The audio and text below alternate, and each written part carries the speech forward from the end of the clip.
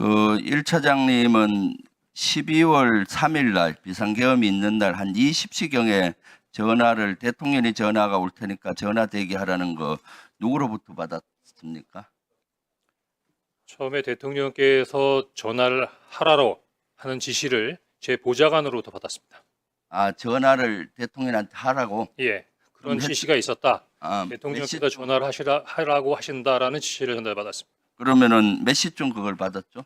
예, 한 8시 좀 넘어서인데 제가 저녁 8시 22분에 대통령께 전화를 드렸습니다. 아, 먼저 전화를 드렸어요? 예, 8시 그 22분에? 지시를 받고 네. 제가 전화를 먼저 드렸습니다. 그럼 그 대통령이 뭐라고 얘기를 했습니까? 무슨 보고를 했죠? 요지는 한두 시간 후에 중요하게 전달할 사항이 있으니 통신 축선에 대기하라는 지시였습니다. 아, 통신 숙선에 대기해라. 그렇습니다. 내용은 얘기 안 하고요. 예, 그 내용은 아마 그 중요한 얘기가 있는데 한두 시간 이후에 얘기하겠다라는 말씀으로 이해했습니다. 아, 그리고 나서 그러면은 뭘로 유추했습니까? 사실 그때는 특별하게 유추할 수 있는 근거가 없었습니다. 그래서 그 다음에 다시 대통령한테 전화가 온 시간이 언제입니까? 8시 22분에 통화를 한 이후에 대통령께서 대기하라고 한 말씀이셨기 때문에 국정원 청사로 돌아가서 직무실에서 대기하고 있었습니다. 그리고 대기하고 있는 중에 10시 23분에 비상계엄이 일어난 부분을 TV로 보고 그 후에 한 30분 정도가 지난 10시 53분 정도에 대통령께서 전화 주셨습니다. 그때는 대통령이 1차장한테 전화를 먼저 했다. 그렇습니다. 네. 어떤 내용의 전화를 했습니까? 전화 내용이 뭐였습니까? 첫 번째는 비상계엄을 발표한 사실을 확인했는가 하는 부분이고 두 번째는 아까 윤건영 의원님께서 질문했던 내용과 동일합니다. 중요한 요지는 그 방첩사령부를 적극 지원하라는 부분이 이어졌습니다. 방첩사를 적극 지원하다. 그리고 또 있었잖아요. 뭐 잘 지원하면은 예산도 주고 수사권도 주겠다. 뭐 이런 얘기. 아니 그런 말씀은 아니셨고요. 네. 풀 텍스트를 직설화법으로 원하신다면 그대로 말씀드리겠습니다. 그럼 방첩사를 지원하라. 예, 전화를 받으니까 네. 비상계엄 발표하는 걸 확인했냐고 묻었고 네. 그다음에 조금 좀 강한 어투라서 말씀드리기가 좀 어렵습니다만 하여튼 이번에 다 잡아들여서 싹 다 정리해라라고 말씀하셨습니다. 근데 그때 목적어가 없었습니다. 그래서 어느 누구를 그렇게 해야 되는지까지 잘 몰랐고 그렇다고 대통령께 누구를 체포하라는 말씀이십니까? 라고 여쭤보기도 뭐해서 잠깐 기다리고 있는데 대통령께서도 약간 말씀에 퍼지가 있었습니다. 그러더니 지금 주시겠다는 건지 아니면 향후에 주시겠다는 건지 말씀하지 않은 상태에서 국정원의 대공수사권을 줄 테니 이번에는 일단 방첩사를 적극 지원해라. 아마 방첩사에 자금이면 자금, 인원이면 인원 무조건 지원해라고 말씀하셨습니다. 네. 비상계엄. 제가 네. 예 알겠습니다라고 답변했습니다. 아, 그래요. 그래서 1차장은 방첩사령관한테 전화를 했나요? 그렇습니다. 몇 시에 했죠? 10시 53분에 대통령님 전화가 끝나자마자 대통령께서 지시하신 분이 방첩사를 지원해라라는 부분에 지시였기 때문에 이어서 바로 기억하기로는 11시 6분에 방첩사령관에게 전화했습니다. 방첩사령관한테 전화를 했는데 그때 방첩사령관하고 무슨 통화를 했습니까? 예, 방첩사령관에 11시 6분에 전화했던 것은 처음 전화가 아니고요. 10시 23분 비상계엄이 발표되는 걸 보고 바로 제가 방첩사령관한테 전화를 한 적이 있었습니다. 왜냐하면 10시 23분에 TV를 통해서 방송을 통해서 비상계엄이 발령되는 걸 보고 당시 굉장히 많이 당황했었는데 비상계엄이 발효된 것보다도 더 당황스러웠던 것은 당시로서는 국정원이 비상사항과 관련된 부분에 대해 정보 보호를 전혀 갖고 있지 않았습니다. 따라서 국정원이 그래도 국가의 핵심 정보기관인데 비상사항이라는 부분에 대해 정보 판단이 전혀 이루어지지 않은 상태에서 어떻게 비상계엄이 발효가 됐는가 국정원이 뭔가 그때 방첩사령관 뭐라 했습니까? 좀 예. 짧게 해주세요. 네. 그래서 방첩사령관한테 확인하기 위해서 전화했습니다. 네. 그랬더니 방첩사령관이 저희들도 잘 모르고 있는 상황입니다. 위에서 시키는 대로 하고 있습니다라고 답변을 했고 그런 상태에서 대통령께서 전화를 받은 다음에 방첩사령관에게 전화했습니다. 그러니까 마찬가지로 계속 머뭇머뭇해서 제가 어떻게 된 거야? 라고 얘기했더니 계속 이야기를 안 하길래 부위께서 전화하셨어. 대통령께서 너희들을 도와주래 라고 이야기를 했더니 그 이후에 아마 정보위에서 말씀하신 그 관련된 내용들을 저한테 얘기했던 겁니다. 그러니까 여러 명 정치인 체포해라 이재명 포함해서 그렇습니다. 몇 명 정도 체포하라 했죠? 제가 기억하기에는 중간에 뭐 일일이 세지도 않았고 당시 밤중에 전화로 메모지에 막 메모를 하는 상황이었기 때문에 14명 정도로 기억합니다. 네. 그리고 계속 있었는데 택도 안 되는 소리라서 끊었다는 얘기 아니에요? 그냥 끊지는 않았고요.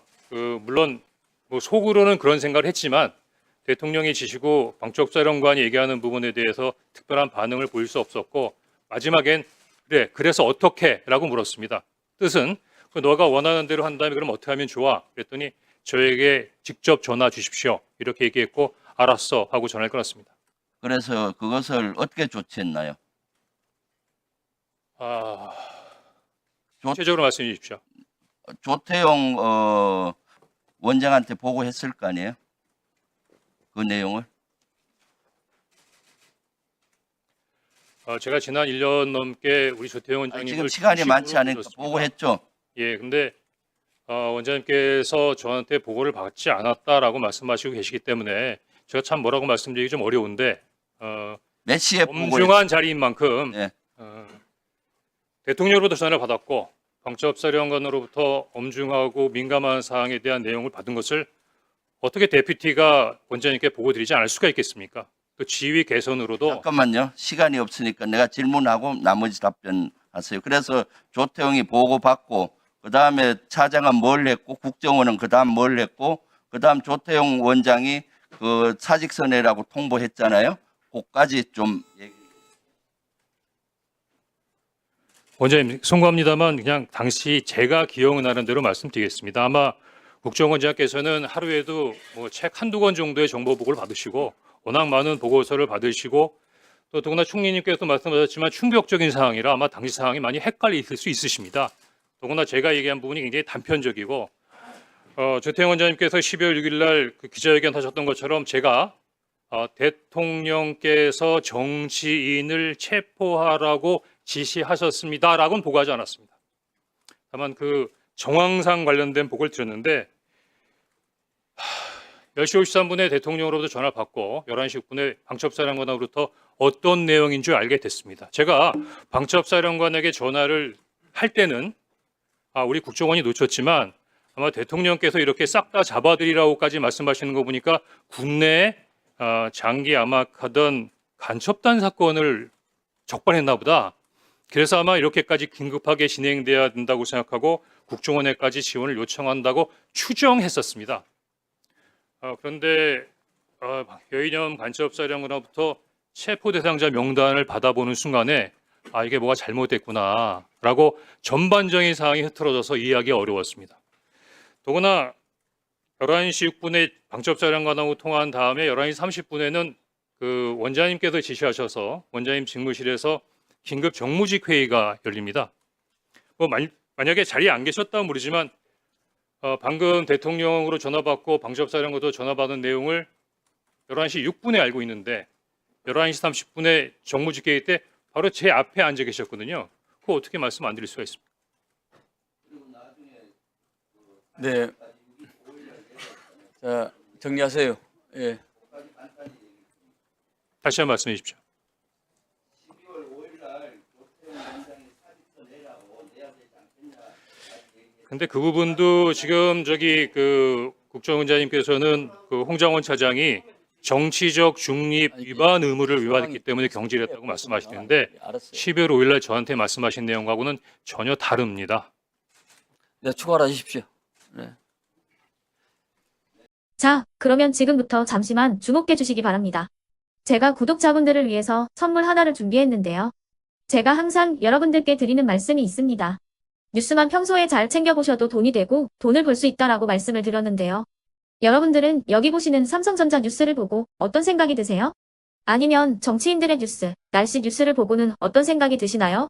그냥 뉴스만 보고 끝내는지 아니면 이 뉴스를 어떻게 이용할 수 있는지 이 부분을 고민하고 계시는지를 되물어보고 싶습니다. 그 이유가 뭐냐 하면 제가 지난번에 여러분들께 뭐라고 말씀을 드렸었죠?